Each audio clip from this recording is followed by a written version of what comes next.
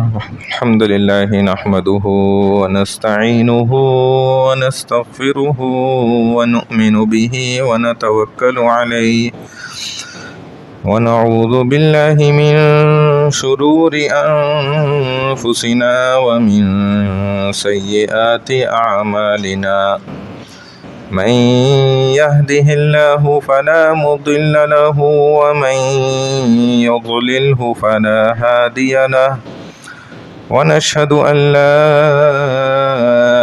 إله إلا الله وحده لا شريك له ونشهد أن سيدنا ومولانا محمدا عبده ورسوله قال الله سبحانه وتعالى أعوذ بالله من الشيطان الرجيم بسم الله الرحمن الرحيم يا بني إسرائيل اذكروا نعمتي التي أنعمت عليكم وأوفوا بعهدي أوف بعهدكم وإياي فارهبون وآمنوا بما أنزلت مصدقا لما معكم ولا تكونوا أول كافر به ولا تشتروا بآياتي ثمنا قليلا وإياي فاتقون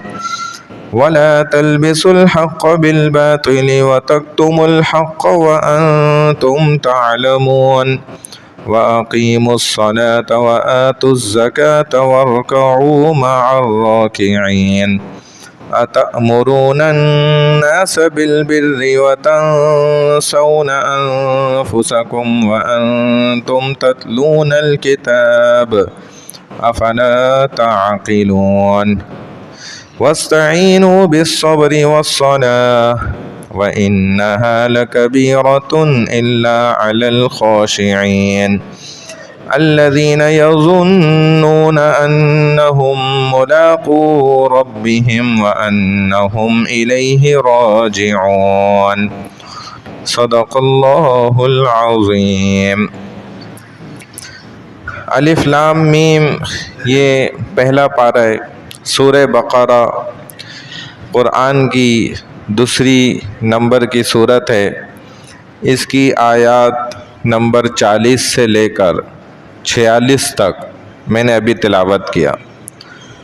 اللہ سبحانہ و تعالی فرماتے ہیں یا بنی اسرائیل، اے بنی اسرائیل، اذکروا نعمتی، میری اس نعمت کو یاد کرو، التی انعمت علیکم، جو میں نے تم پر کی تھی، تمہیں عطا کی تھی، وَأَوْفُوا بِعَهْدِي، اور تم میرا عہد پورا کرو، اوفی بعہدکم، میں تمہارا عہد پورا کروں گا، وَإِيَّايَ فَارْهَبُونَ، اور صرف مجھ ہی سے ڈرو۔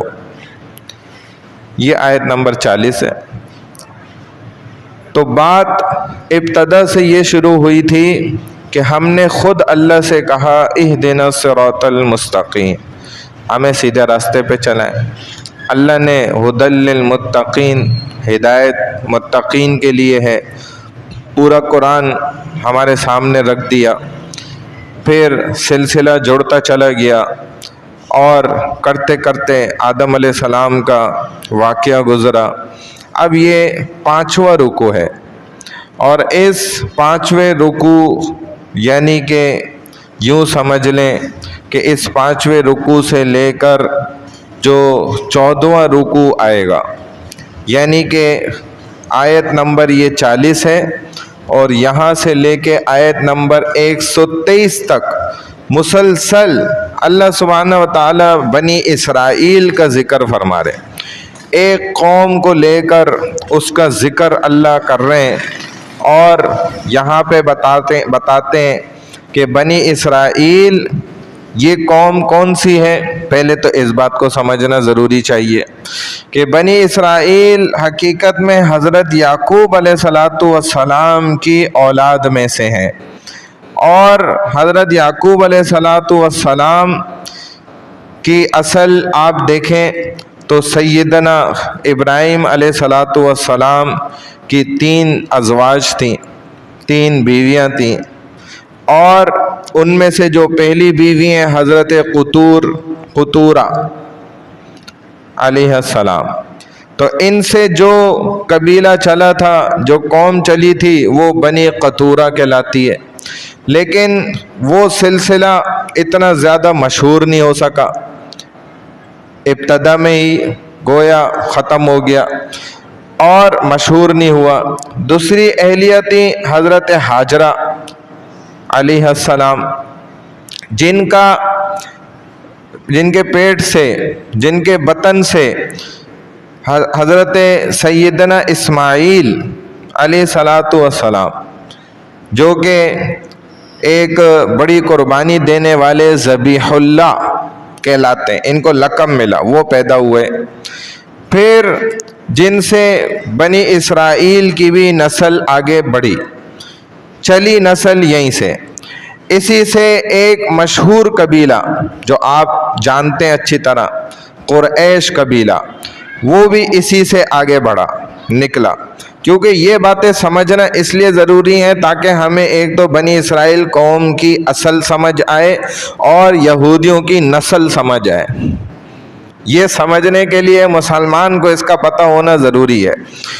پھر آگے بڑھے تو ان کے بیٹے جو آگے چل کر آئے تیسری اہلیہ سے، تیسری جو بیوی تھی وہ تھی حضرت سارہ علیہ السلام، جن سے حضرت اسحاق جو ایک نبی گزرے علیہ السلام وہ پیدا ہوئے۔ پھر ان کے بیٹے حضرت یعقوب علیہ السلام، وہ پیدا ہوئے۔ پھر یعقوب کو کہا جاتا ہے عرف اسرائیل، یعقوب عرف اسرائیل، جیسے ہمارے زمانے میں بھی اس طرح جوڑا جاتا ہے نا۔ سریانی زبان میں اسرائیل کا معنی ہی وہ ہے جو عبداللہ کا معنی ہے، یعنی کہ بندہ خدا، رب کا بندہ۔ بنی اسرائیل کا جو قدیم وطن ہے وہ شام تھا، اور بنی اسرائیل نسلی اور قومی نام ہے۔ جو بنی اسرائیل مشہور تھا نا، وہ قوم اور نسل کے اعتبار سے یہ نام مشہور ہوا تھا، ورنہ اگر مذہبی اعتبار سے دیکھیں تو ان کا نام یہود کہلاتا ہے۔ مذہبی اعتبار سے یہ کون لوگ ہیں؟ یہود ہیں، یہ یہود کہلاتے ہیں۔ اور سب سے زیادہ انبیاء علیہم السلام بنی اسرائیل میں پیدا ہوئے۔ صدیوں سے یہ لوگ وارث رہے ہنود کے، حاصل رہا ان کو، یعنی کہ اثر رسوخ، اور اپنے زمانے کے بہت بڑے یہ توحیدی لوگ کہلاتے تھے۔ صدیوں تک انہوں نے توحید کا پرچار کیا، آخرت پر یقین رکھتے تھے، توحید پر یقین رکھتے تھے، تمام نبیوں پر ان کا یقین تھا۔ لیکن جس زمانے میں قرآن نازل ہوا تو ان کا بنیادی اقتدار ختم ہوا قرآن کے نزول کے ساتھ، اور یہ لوگ شام کو نکلے۔ ان میں سے ایک بڑا طبقہ عراق کو نکل گئے، مصر میں آباد ہو گئے، اور بعض قبیلے حجاز اور یثرب میں جا کے آباد ہوئے۔ اور یہ آباد ہونا ایسے ہی نہیں تھا، آپ جانتے ہوں گے کہ یثرب مدینے کا پرانا نام ہے۔ پہلے مدینے کا نام کیا تھا؟ یثرب۔ رسول اللہ صلی اللہ علیہ وسلم کی آمد کے بعد یہ مدینۃ النبی کہلایا، نبی کا شہر مدینہ نام رکھا گیا۔ عربی میں مدینہ کہتے ہیں اور اس کا اردو میں ترجمہ کیا ہوتا ہے؟ شہر۔ دنیا کا واحد وہ شہر ہے یہ کہ جس کا اپنا نام ہی شہر ہے، دنیا میں کوئی ایسا دوسرا شہر نہیں ہے، یہ رسول اللہ کا شہر واحد ایسا ہے، تو اس کا نام ہی شہر پڑا۔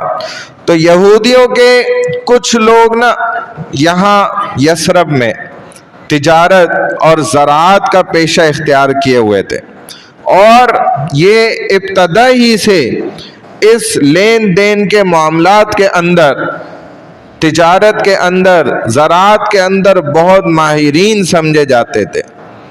یعنی کہ پروفیشنل قسم کے لوگ تھے اور سود کا لین دین کیا کرتے تھے. اب لیکن حالات اور چیزیں بہت پلٹ چکی ہیں, بدل گئیں. تو سودی لین دین بھی تھا, تجارت زراعت پر ان کا مکمل قبضہ بھی تھا, اور یہ ماہر تجارت بھی تھے.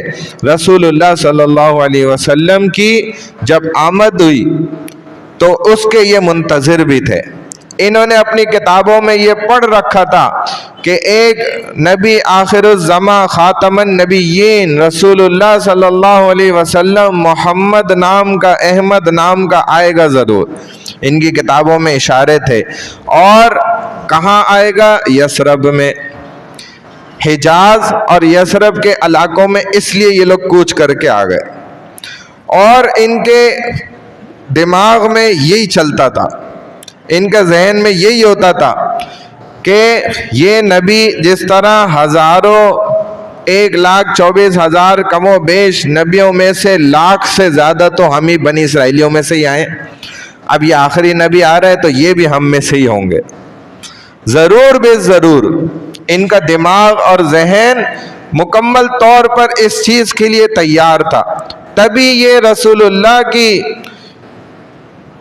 ان کو ویلکم کرنے کے لیے نا, جیسے ہم کہتے ہیں, ان کو مرحبا کرنے کے لیے, خوش آمدید کہنے کے لیے ان علاقوں کے اندر بسے, اور انہوں نے اپنے کاروبار یہاں پر جمائے. ان کی کتابیں بھی یہی نشانیاں بتاتی تھیں, لہذا یہ رسول کے استقبال کے لیے یہاں آباد ہوئے. اور ان کو یہی لگتا تھا کہ حضور آئیں گے اسرائیلیوں میں سے, لیکن جب حضور آئے تو حضور بنی اسرائیلیوں کے بجائے بنو اسماعیل میں سے آ گئے. اب یہ ان کو کیا ہوا؟ دھچکا لگ گیا کہ یہ کیسے ہو سکتا ہے. جیسے ہم عام انسان ہیں نا, ہم بھی کوئی معاملہ کر رہے ہوتے ہیں, ایک جگہ سے سالوں سے ہمارا معاملہ چل رہا ہے, ایک دم وہ سارا معاملہ کسی دوسرے کے ہاتھ چلا جائے تو انسان ہے عجیب حیران رہ جائے گا کہ یہ کیسے ممکن ہو گیا, یہ کیسے ہو گیا.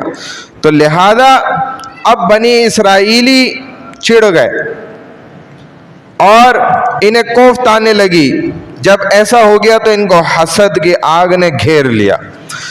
تو اللہ پاک نے قرآن میں یہودیوں کی نا بیماریاں پھر بتلائیں کہ ان کی کیا بیماریاں ہیں, ان کو یہ مرض, یہ روگ کیوں لگ گیا, ایسا مسئلہ کیا ہو گیا اتنا بڑا کہ ان کو یہ بیماریاں لگ گئیں. وہ بیماریوں کا ذکر اللہ نے قرآن میں کیا کہ ان کے اندر حسد موجود تھا, اور اللہ نے ان کے اوپر لعنت فرمائی.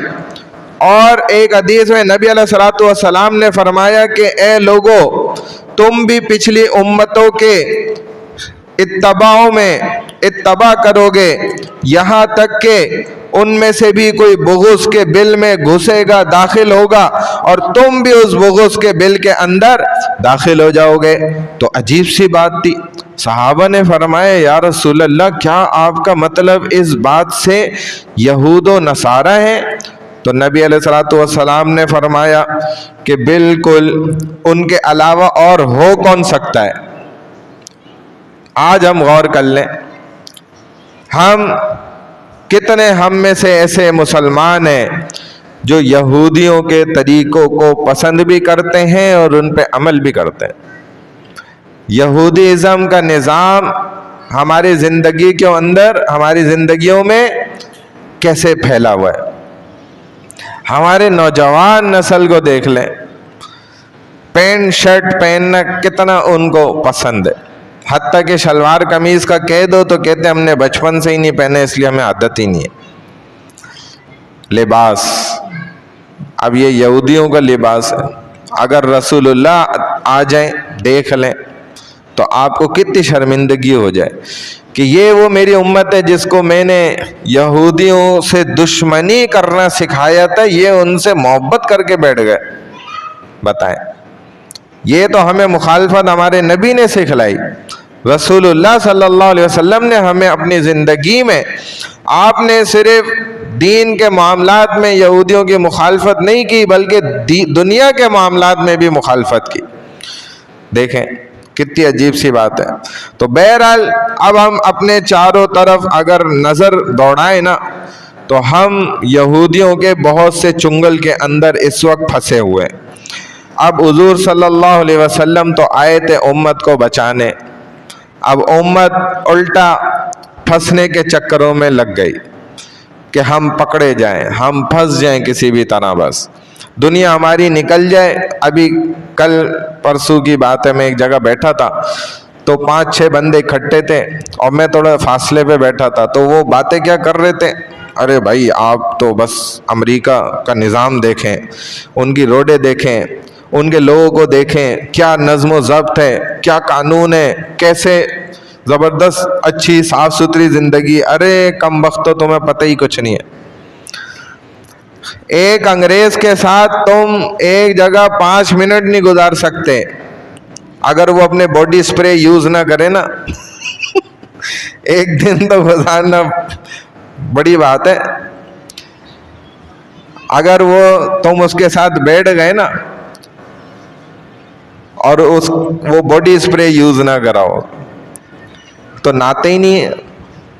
آپ پریشان ہو جائیں گے. کوفت آپ کو انسانیت سے کوفت آنے لگ جائے گی کہ کیسا انسان ہے جو پخانہ کرتا ہے اور پانی کا نام و نشان ہی نہیں ہے. بتائیں، ٹشو استعمال کرتا ہے، بیت الخلاء میں بیٹھا ہے تو کھانا کھا رہا ہے. بھائی آپ ان کو سمجھ رہے ہیں وہ چور نہیں ہے، وہ چھوٹی چوری نہیں کرتے کیونکہ آپ چھوٹی چوری کا دماغ رکھا ہوا ہے نا آپ نے. انسان جیسا جس لیول کا خود ہوتا ہے اسی لیول کا وہ دوسرے کو سمجھ رہا ہوتا ہے. تو مولانا حکیم اختر صاحب فرمایا کرتے تھے کہ ارے لوگو تم ان سے 1,00,000 درجے اچھے ہو. تم چھوٹی چوری پر راضی ہو جاتے ہو، وہ چھوٹی چوری پہ راضی نہیں ہوتے، وہ ایک دفعہ ہاتھ صاف کرتے ہیں صحیح والا. اور یہ حقیقت ہے، لوگوں کا اپنی آنکھوں دیکھا حال ہے. ہمارے لوگ کیا کرتے ہیں 10 20 50 100 ایک موبائل چوری کر لیا، چھوٹی موٹی چوریاں.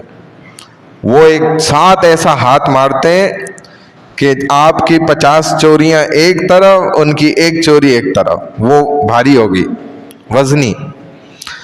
اور صفائی ستھرائی کی آپ بات نہ کریں، آپ بیٹھ جائیں ذرا آپ کو پتہ چل جائے گا کتنے وہ صاف ہیں. یہ صفائی نہیں ہوتی کہ یہ جو پیرس مشہور ہوا خوشبوؤں کا شہر، اس کی آپ اگر تاریخ پڑھیں تو آپ کو خود پتہ چل جائے گا. ایک وقت ایسا آ گیا وہاں پر کہ لوگ ایک دوسرے کے ساتھ بیٹھ ہی نہیں سکتے تھے، 1 منٹ بھی نہیں برداشت کرتے تھے، کھڑے نہیں ہو سکتے تھے، کیونکہ ان کو پتہ تھا کہ پیرس شہر کیا ہے، ٹھنڈ کا شہر. اور ادھر لوگ مہینوں نہیں سالوں نہیں نہاتے، ان کے پاس وقت ہی نہیں ہوتا نہانے کا، پیسہ کمانے میں ایسے لگے ہوتے ہیں، لہذا وہ گندگی کا ڈھیر ہوتا ہے ہر انسان. تو وہاں کے لوگوں کے حساب سے نا کسی شخص نے خوشبو ایجاد کری اور وہ بڑا مشہور ہو گیا. اب ہر بندہ کیا ہے، نہانے کی جگہ خوشبو لگاتا ہے کہ بھائی میرے پاس سے بدبو نہ آ جائے کسی کو. لہذا ایک وقت ایسا آ گیا کہ ہر بندہ ہر عورت وہاں خوشبو لگاتے ہیں، نہاتے نہیں ہیں. خوشبوؤں کا شہر ایسے مشہور ہوا تھا، وہ نہانے کا وقت ہی نہیں ہے ان کے پاس. تو آپ نے تو اصل حقیقت دیکھی نہیں نا. وہ بڑی چوری کیسے کرتے ہیں، گاڑیاں خریدتے ہیں لاکھوں روپے کی، ڈبل کیبن بڑی گاڑی، لینڈ کروزر پیچھے سے کھلی ہوئی ہے. جب لائٹ گئی 2-4 منٹ انہوں نے لا کے ڈھس کر کے شاپنگ مال میں ریورس میں ماری اور ساری الیکٹرانک کی چیزیں جو ہے نا دھڑ دھڑ اٹھا کے بھری اور لے کے بھاگے. تو یہ ایماندار ہوئے. ہمیں خود لوگوں نے بتایا ادھر بعض ایسی جگہیں کہ آپ رات ہو گئی نا، اندھیرا ہو گیا، اس کے بعد نہیں نکل سکتے. ہم گھر لاک کر کے جو ہے نا اندر بیٹھے رہتے ہیں، اور جب صبح اٹھ کے نکلتے ہیں تو دیکھتے ہیں کبھی خون پڑا ہوا ہے، کبھی کیا پڑا ہوا ہے. کتنے لوگوں نے جو ہے نا موبائل چوری کر لیے رات میں، شراب کی حالت میں کتنوں کو مار دیا، یہ ہو گیا وہ ہو گیا. ہر نئے دن کوئی نیا کیس سامنے ہوتا ہے. تو آپ ان کو اچھا نہ سمجھیں. اب اسی لیے نا یہ جو سورہ بقرہ کا حصہ چل رہا ہے نا، یہ بڑا قابل غور ہے۔ یہاں جو اللہ نے یہودیوں کی ہمیں برائیوں کا ذکر بتلایا ہے، تو اس میں ایک تو برائی بڑی یہ بتلائی کہ حسد کی آگ ہے ان کے اندر، اور سورہ بقرہ کی جتنی آپ مضامین کو اٹھا کے دیکھیں گے تو ایک مضمون دوسرے مضمون کے ساتھ جڑا ہوا ہے۔ پہلے رکوع سے لے کے اب تک کے تمام رکوع میں بنی اسرائیل کا جو یہاں ذکر ہوا اس 5ویں رکوع کے اندر، تو اللہ فرما رہے ہیں کہ بنی اسرائیل کو اس نعمت سے محروم کر دیا گیا، اس کی سب سے بڑی وجہ ان کی ناشکری تھی۔ بنی اسرائیلیوں نے کیا کیا؟ ناشکری کی۔ اس کی بڑی وجہ نعمت کے چھننے کی ایک یہ ہوتی ہے کہ انسان اپنے پاس موجود نعمت کی ناشکری کرنے لگ جائے، اور جب ناشکری کرنے لگ جاتا ہے تو اللہ اس سے اس نعمت کو چھین لیتے ہیں۔ اللہ نے بنی اسرائیلیوں کو محروم کر دیا اور بنو اسماعیل کی گود کو بھر دیا، اس کو یہ اعزاز نبوت عطا کر دیا۔ تو یہ پتہ چلا کہ شکر ادا کرنا ہوگا تاکہ نعمت انسان کے پاس بچی رہے۔ تو فرمایا کہ اس بیماری سے تم بھی بچو، تمہیں بھی بچنا پڑے گا۔ اے بنی اسرائیل، یاد کرو میری ان نعمتوں کو جو میں نے تم پر کی ہیں۔ وَأَوْفُوا أُولَئِكَ، ہاں یہ آ گیا نا، کیا نَمْتَ عَلَيْكَ وَأَوْفُوا بِعَهْدِي، تو میں وہ عہد پورا کروں گا جو میں نے تم سے کیا ہے۔ أُوفِي بِعَهْدِكُمْ، اگر تم میرا عہد کیا ہوا پورا کرو گے تو میں بھی تمہارے ساتھ کیا ہوئے عہد کو یعنی وعدے کو پھر پورا کروں گا۔ اب یہ کون سا عہد تھا کہ تم پورا کرو میرے وعدے کو، میرے عہد کو؟ اللہ کا عہد کیا تھا؟ یہ تھا کہ تم مجھ پر ایمان لاؤ اور میرے تمام انبیاء پر ایمان لاؤ گے، یہ تمہارا مجھ سے وعدہ ہوا تھا۔ تم ناشکری سے بچو گے اور کفر و شرک کرنے سے اس راستے سے اپنے آپ کو بچاؤ گے، یہ تمہارا میرے ساتھ وعدہ طے ہوا تھا۔ اگر تم یہ کرتے تو اوفی بعہدکم، میں اللہ بھی اپنا عہد پھر پورا کرتا۔ اللہ کا عہد کیا تھا کہ میں تمہیں دنیا و آخرت میں عزتیں دے دیتا اور میں تمہیں معاف کر دیتا اور میں تمہیں جنت میں داخل کر دیتا، یہی فرمایا۔ وَأَوْفُوا بِعَهْدِي، تم میرا عہد پورا کرو۔ اوفی بعہدکم، میں تمہارا عہد پورا کروں گا۔ وَإِيَّايَ فَارْهَبُونَ، اور مجھ ہی سے ڈرو۔ یہ 3 شرطیں ہو گئے کہ میں اگر تم میرا وعدہ پورا کرو گے تو میں تمہارا وعدہ پورا کر دوں گا اور تمہیں مجھ سے ہی ڈرنا پڑے گا۔ وَآمِنُوا بِمَا أَنزَلْتُ مُصَدِّقًا لِمَا مَعَكُمْ، اور اس قرآن پر ایمان لاؤ جو میں نے تمہاری کتابوں تورات اور انجیل کی تصدیق میں نازل فرمایا ہے۔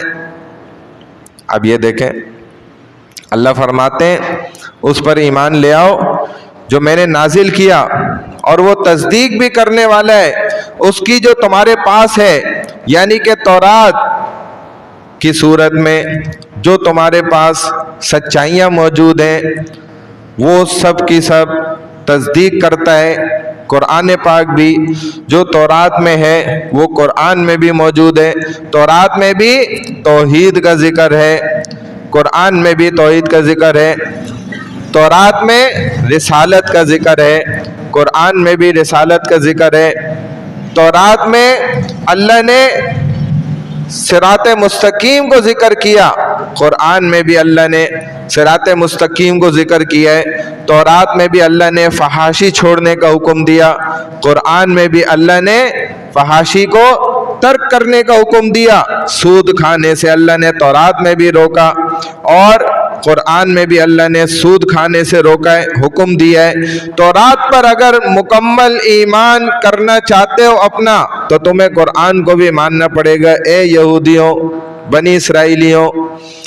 اور اگر تم صرف تورات تک پر ایمان رکھو گے اور قرآن پر ایمان نہیں لاؤ گے تو تمہارا ایمان پھر کیا ہے؟ نامکمل، مکمل ہو ہی نہیں سکتا۔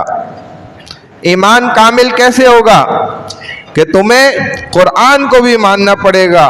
یہ دیکھیں اس کا مطلب یہ بات ثابت ہو گئی کہ ہم مسلمان دنیا کی ایسی واحد قوم ہے جو سب سے زیادہ بڑے ظرف والے لوگ ہیں، کہ ہم نے نہ انجیل کا انکار کیا، نہ تورات کا انکار کیا، نہ زبور کتاب کا انکار کیا، اور نہ قرآن کا۔ ہم نے دل کو بڑا رکھا، وسیع دل والے، بڑے ظرف والے، اور ہم نے سب کتابوں کو مانا۔ تو زیادہ ظرف والے کون لوگ ہوئے؟ مسلمان ہوئے۔ یہی فرمایا کہ وَآمِنُوا بِمَا أَنزَلْتُ مُصَدِّقًا لِمَا مَعَكُمْ، اور اس قرآن پر ایمان لاؤ جو میں نے تمہاری کتاب و تورات اور انجیل کی تصدیق میں نازل فرمایا ہے۔ وَلَا تَشْتَرُوا بِآيَاتِي ثَمَنًا قَلِيلًا، اور تم اس کے سب سے پہلے منکر بھی نہ بنو۔ ہاں، وَلَا تَكُونُوا أَوَّلَ كَافِرٍ بِي، تم پہلے وہ شخص نہ بنو جو قرآن کا انکار کرنے والا ہو۔ یہ کیوں فرمایا؟ کیونکہ دیکھیں، انسان جس گناہ کی ابتدا کر دیتا ہے نا، بعد میں آنے والے وہ جتنے لوگ وہ گناہ کریں گے نا، تو اس کے کھاتے میں بھی جائے گا۔ جیسے قابیل نے اپنے بھائی حابیل کا قتل کر دیا، اب قیامت تک جتنے بھی قتل ہوں گے تو وہ اس کا گناہ قابیل کے بھی کھاتے میں جاتا رہے گا۔ اسی لیے تو فرماتے ہیں ہمارے علماء کہ کبھی بھی خدا نخواستہ غلطی سے بھی کسی نئے گناہ کی ابتدا تم کرنے والے نہ بن جانا، ہمیشہ کسی نیکی یا نئی نیکی کے کرنے والے بنو، تاکہ لوگ پھر تمہارے بعد وہ نیکی کرتے رہیں گے، تمہارے کو اس کا ایصال ثواب پہنچتا رہے گا۔ گناہ اگر کر گیا تو گناہ جتنے لوگ پیچھے کرتے رہیں گے وہ گناہ جاری ہو گیا۔ نیکی کی بنیاد ڈال گیا، اب نیکی جتنے لوگ کرتے رہیں گے تو وہ نیکی کی بنیاد ڈل گئی، ایصال ثواب بھی انسان کا جاری ہو گیا۔ اس سے یہ بھی ثابت ہو جاتا ہے کہ ایصال ثواب کرنا یہ بھی کیا ہے؟ برحق ہے، لیکن غلط طریقے سے نہ ہو کہ قرآن مکمل کرانے کا پیسہ دیا کہ بھائی اتنے قرآن پڑھو، اتنے پیسے لے لو اور ایصال ثواب کر دو ہمارے ابا کے لیے، ہماری اماں کے لیے، تو یہ عمل درست نہیں ہے، یہ غلط ہے۔ یہ اگلی آیت میں بھی اس کا حکم آ رہا ہے، تو اسی میں نا ٹکڑے میں آگے تو فرمائے کہ پہلے انکار کرنے والے تم نہ بن جاؤ کہ تم نے پہلا کفر کر دیا، قرآن کا انکار کر دیا۔ اور ہوا بھی یہ کہ یہودی پہلے وہ لوگ ہیں جو قرآن کا انکار کرنے والے، بعد میں انکار کرنے والے تو بہت آئے، لیکن یہ پہلی قوم۔ وَلَا تَشْتَرُوا بِآيَاتِي ثَمَنًا قَلِيلًا، اور میری آیات کو بیچنے والے بھی نہ بنو، اس کے بدلے میں حقیر سامان نہ خریدو۔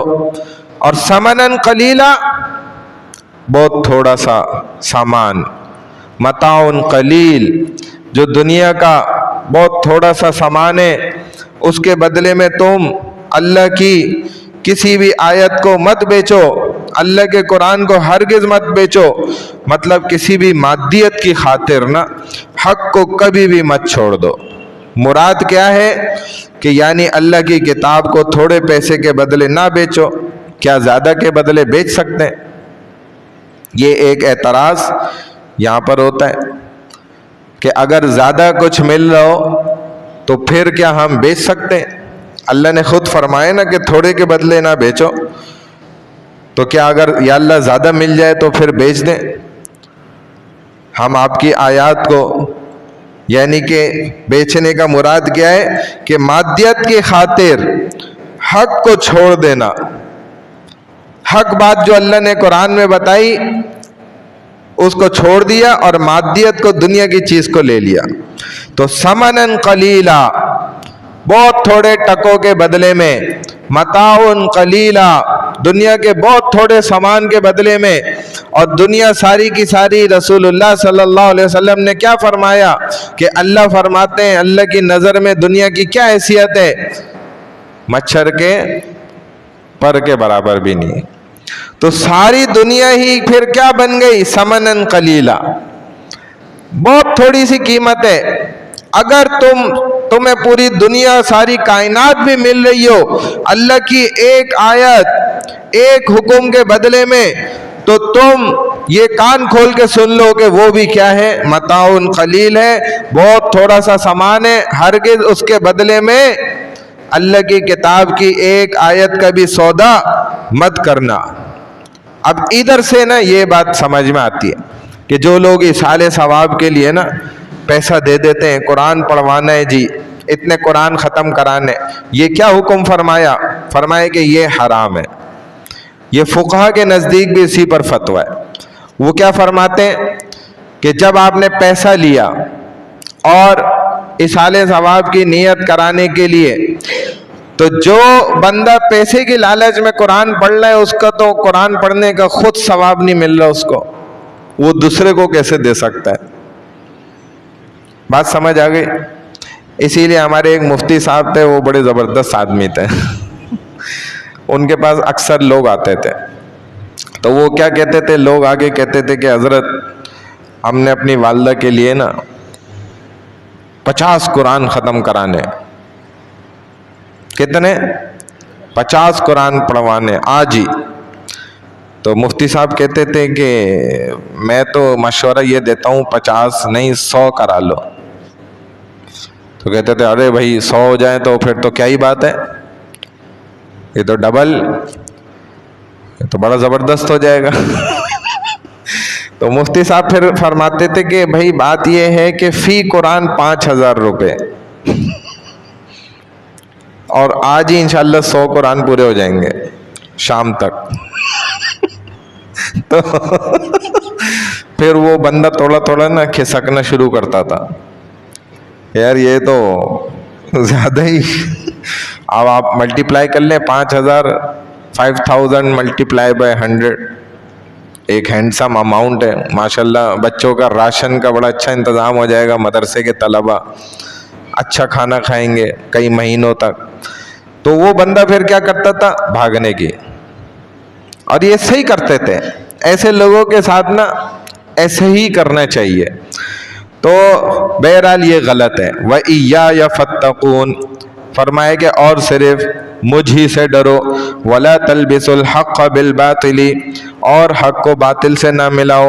व तक्तुमुल हक़, और ना ही जानते हुए हक़ को, यानी कि वान तुम तालमून, और तुम जानते भी हो, व तक्तुमुल हक़, और हक़ को छुपाते हो, यानी जानते बूझते भी हक़ को छुपाने की तुम्हें कोई भी ज़रूरत नहीं है। तो इसका क्या मतलब हुआ? हक़ को बातिल के साथ मत मिलाओ, मतलब ये कि अधूरी बात मत करो। पहला मतलब ये हुआ।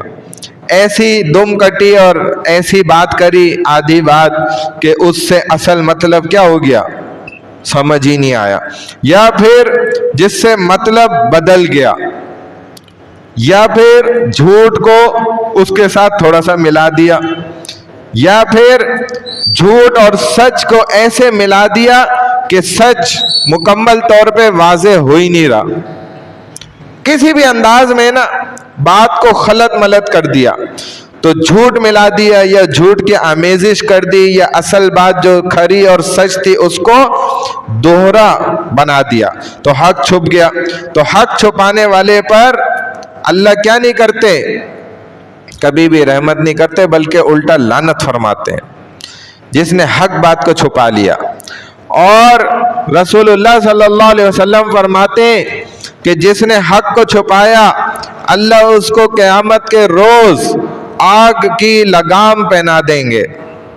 ठीक है, एक तो आम लगाम होती है ना जो जानवर को डली होती है, और अगर वो जहन्नम की आग की लगाम हो जो काली आग है, 70 गुना दुनिया की आग से ज़्यादा ख़तरनाक है। तो यही फरमाया कि ए यहूदियों बनी इसराइलियों, वला तलबिसुल हक़ बिल बातिली व तक्तुमुल हक़ व अंतुम तालमून व अक़ीमुस सलात व आतुज़ ज़का, और नमाज कायम करो और ज़कात अदा करो, वरकऊ मअर राकिईन, और रुकू करने वालों के साथ रुकू करो। नमाज कायम करो और ज़कात दो। बनी इसराइल के जो उलमा थे ना, अक्सर जो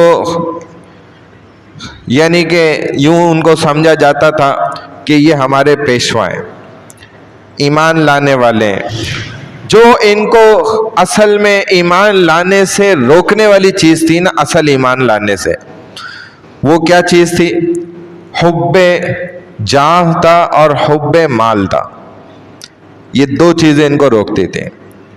یعنی کہ ان کے تو تحفے تحائف لگے ہوئے تھے ان کی عوام میں، بنی اسرائیلیوں میں. ان کو تو بہت کچھ نوازا جاتا تھا.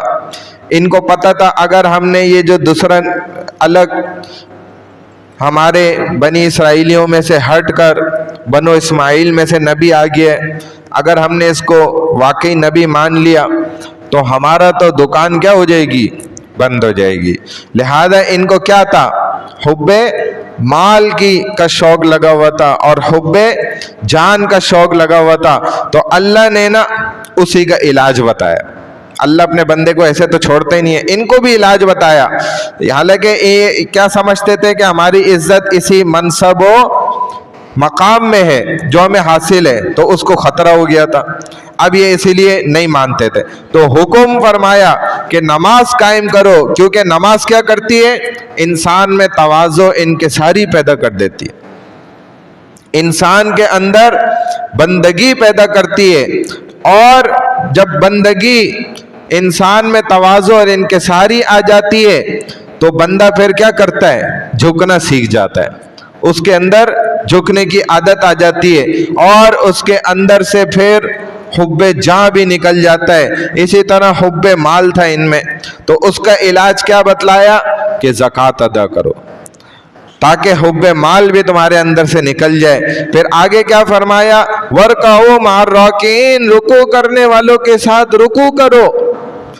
تو بعض حضرات نے یہاں پر اعتراض کیا اور انہوں نے کہا کہ بھائی سجدہ کرنے والوں کے ساتھ سجدہ کرو، قیام کرنے والوں کے ساتھ قیام کرو، یہ اللہ نے کیوں نہیں فرمایا؟ بات سمجھ آ رہی ہے؟ حالانکہ سجدہ تو نماز میں سب سے بہترین رکن ہے، افضل رکن ہے. بندہ اللہ کے قدموں کے قریب قدموں میں پڑا ہوا ہوتا ہے.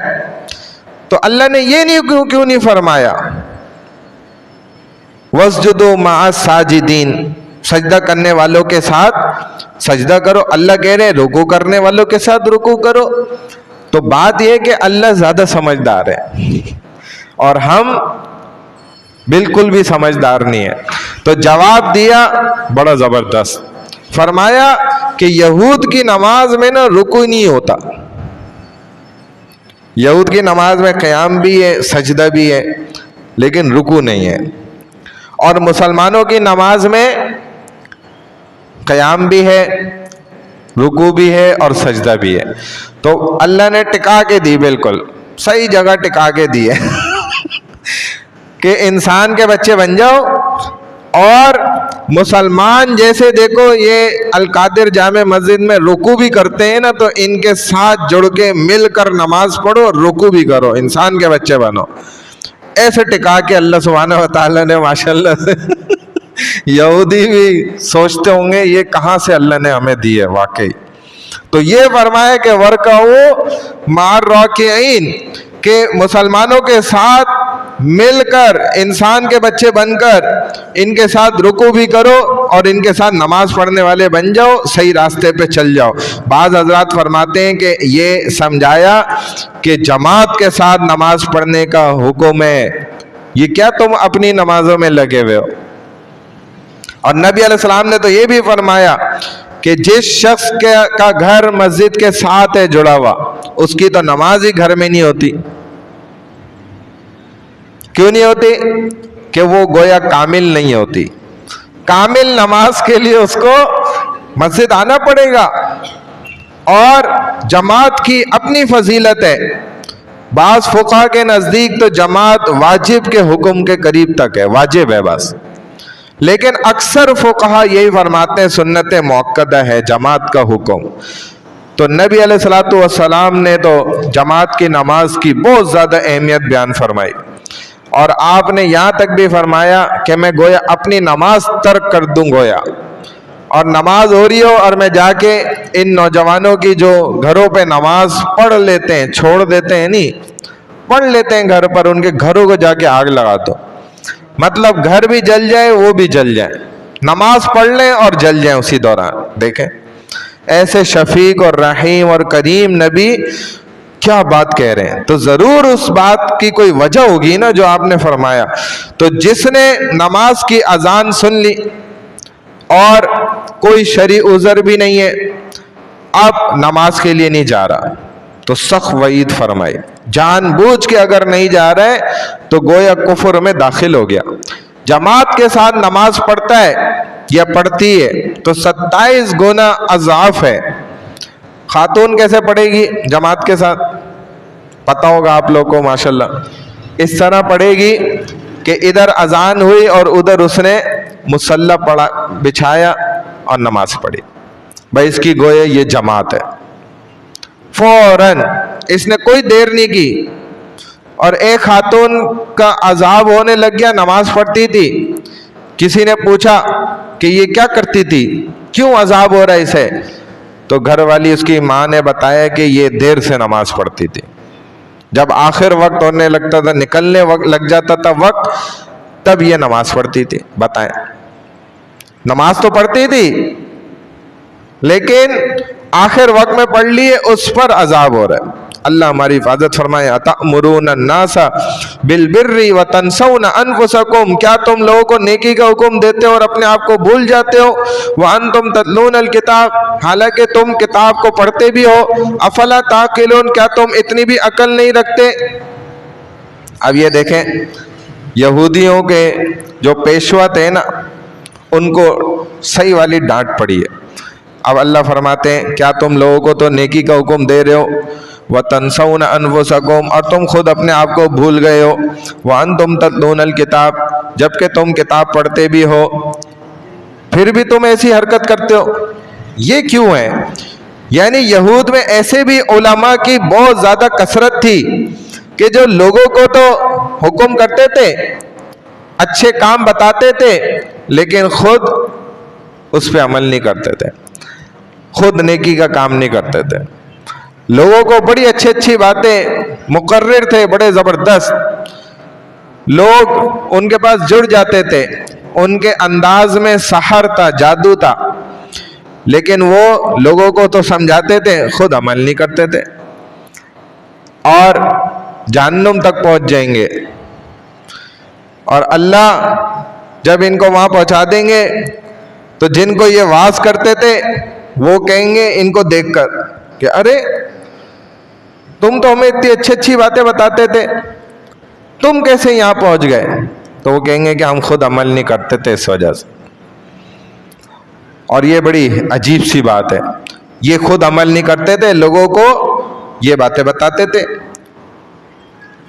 और नबी अलैहिस्सलातु वस्सलाम ने फरमाया, मेराज के सफ़र पे जब मुझे जहन्नुम दिखलाई गई, मैं अंदर दाखिल हुआ, कई मकामात देखे, तो वहाँ पर एक मकाम पे मैंने ये भी देखा कि लोग अजाब में मुब्तला हैं, जिनके होंठ और ज़बानें आग की कैंचियों से काटी जा रही हैं।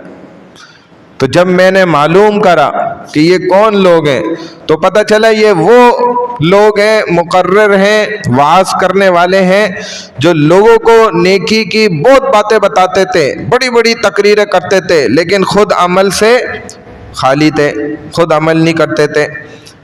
तो इसका मतलब एक ये हम जहन में ना बिठा लें कि अगर हम लोगों को समझाते हैं तो आज से जी समझाना बंद आज से कोई नेकी की बात किसी को कहना बंद, क्योंकि मैं तो खुद नहीं अमल करता। तो इसका ये मतलब थोड़ी है, इसका मतलब ये कि भाई तुम समझाओ भी, नेकी की बात भी जरूर करो, लेकिन खुद भी तो बाअमल बनने की कोशिश तो करो ना। कम से कम जितनी बात उनको समझा रहे हो उतना तो कम से कम कोशिश करो। हालांकि रसूलुल्लाह सल्लल्लाहु अलैहि वसल्लम की आदत क्या थी कि आप जितना सहाबा को समझाते थे उससे कई गुना ज्यादा आप अमल करते थे। खुद आपका अमल आपकी बातों से बड़ा था, आपकी बातें कम थी, अमल ज्यादा था। तो यही फरमाए कि अफला ताकिलुन, इतनी सारी बातों के बाद भी तुम किताब पढ़ते पढ़ाते हैं, उसके बाद भी तुम्हें इतनी अकल नहीं है। सोचो तो सही, कुरान को पढ़कर ऐसा लगता है कि जैसे ये कुरान ना अभी नाजिल हुआ है। देखे ना कैसे समझा रहा है कि आज भी हमारे ज़माने में ऐसे लोग हैं। इसीलिए किसी ने ना बड़ी अच्छी बात कही थी कि अगर तू बेअमल है, यानी कि बद्दीन है, दीन पर नहीं चलता, नेक नहीं है, तेरा कोई अमल नहीं है, लेकिन लोग तुझे नेक बोलते हैं, इससे तो अच्छा फिर यही है कि तू नेकी कर लेता, खूब नेकियां करता और लोग तुझे बुरा कहते। इससे कई गुना ज़्यादा अच्छा ये था कि अल्लाह तो जानता था ना कि ये नेक बंदा है, और भले लोग इसको जो भी कहते रहें। तो कुरान ऐसा लगता है जैसे आज हमें झंझोड़ लाए और समझा रहा है कि देखो आज भी तुम्हारे पास वक्त है कि तुम दूसरों को तो सूद खाने से रोकते हो, खुद खा रहे होते हो, दूसरों को रिश्वत से रोकते हो, खुद रिश्वत हड़प कर रहे होते हो, दूसरों को गुनाह से रोकते हो, खुद गुनाह कर रहे होते हो, दूसरों को दीन की तबलीग कर रहे होते हो, दावत दे रहे होते हो, और खुद तुम उस दावत पर, दीन पर सही से नहीं चलते, दूसरों की औरतों को पर्दा कराने के चक्कर में लगे हुए हो, अपनी औरतें बेपर्दा फिर रही हैं। ये कैसी दावत हो गई, ये कैसा अमल हुआ, ये कौन सा दीन है? अपने तई अपना जैसा दीन हमने आज बना लिया, तो ये गलत है। तो फरमाया वस्तईनु बिस्सब्रि वस्सलाह, सब्र और नमाज के ज़रिए अल्लाह ताला से मदद तलब करो। व इन्नहा लकबीरतुन इल्ला अलल खाशिईन, बिलाशुबह ये नमाज बहुत ही भारी होती है सिवाय उन लोगों के जो अल्लाह से डरने वाले हैं। नमाज बहुत भारी होती है किस पर? कि जो नमाज को सही से अदा नहीं करते, नमाज खुशू खुजू के साथ नहीं पढ़ते। खुशू का माना क्या है? खुशू लफ्ज़ तो आपने सुना हुआ है ना पहले, खुशू लफ्ज़, खुशू यानी कि बंदे के दिल में अल्लाह की अज़मत और अपनी हकारत का इस्तेहज़ार हो जाए कि अल्लाह बड़े हैं और मैं बहुत छोटा हूँ, अल्लाह अजीम है, मैं बहुत हकीर हूँ, अल्लाह सारा इल्म जानते हैं और मैं जाहिल हूँ, अल्लाह सबसे बड़े हैं और मैं सबसे छोटा हूँ।